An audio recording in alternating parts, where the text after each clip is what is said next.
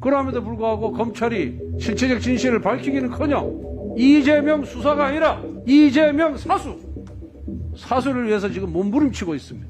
법무부와 검찰이 이재명 수사가 아닌 사수에 앞장선 것도 부족해서 이제 민주당이 이재명 사수를 위해서 온몸을 지금 던지고 있습니다.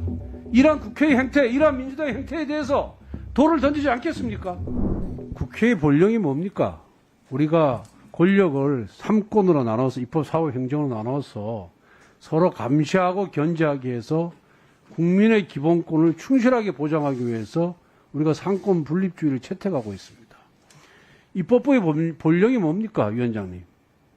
저는 입법부의 본령은 행정부의 잘잘못을 감시, 감독하는 것이 첫 번째 기능이라고 생각합니다. 그런데 검찰이, 그것도 특수부가 구속영장에 포함된 범죄 사실 중에 하나를 빼고 기소를 했다?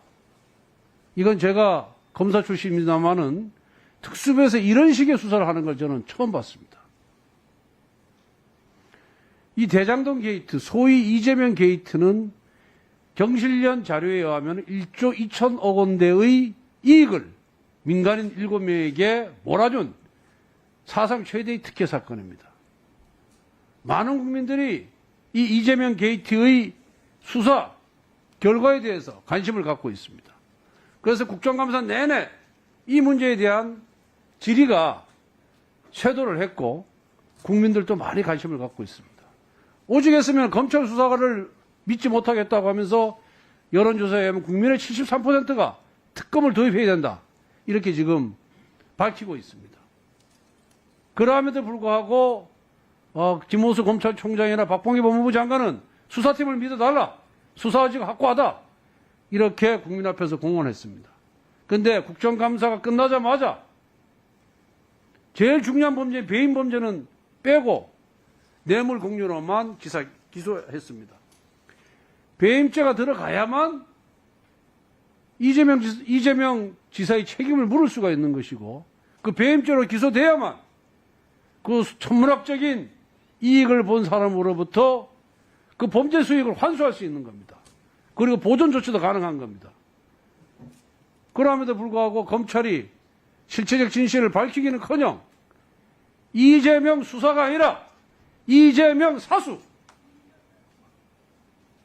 사수를 위해서 지금 몸부림치고 있습니다. 이런 의혹, 이런 잘못에 대해서 국회를 열어서 법무부 장관을 출석시킨 가운데 국민을 대신해서 그 궁금증을 물어보는 것이야말로 국회가 당연히 해야 될 일입니다.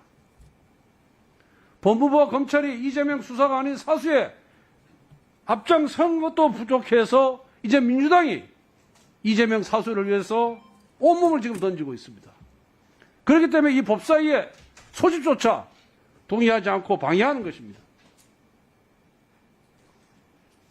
국민들이 과연 이거 용납하겠습니까? 납득하겠습니까?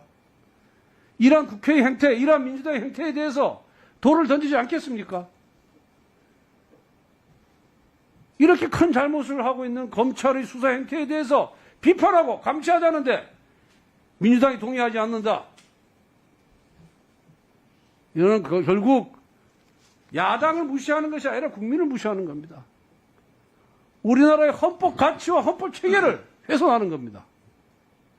그렇기 때문에 위원장께서 나라를 생각하고 국회의 본령을 생각하고 우리 헌법 정신을 생각한다면은 위원장이 독단으로 해도 법사위를 개최해야 된다고 생각합니다. 협의하여 개최할 수 있다고 되어 있기 때문에 위원장이 여당 간사가 반대함에도 불구하고 위원을 개최해서 법무부 장관 출석을 요구할 수 있습니다. 정말 국회사에 오점을 남기지 않는 그런 법사위원장이 되기를 바랍니다.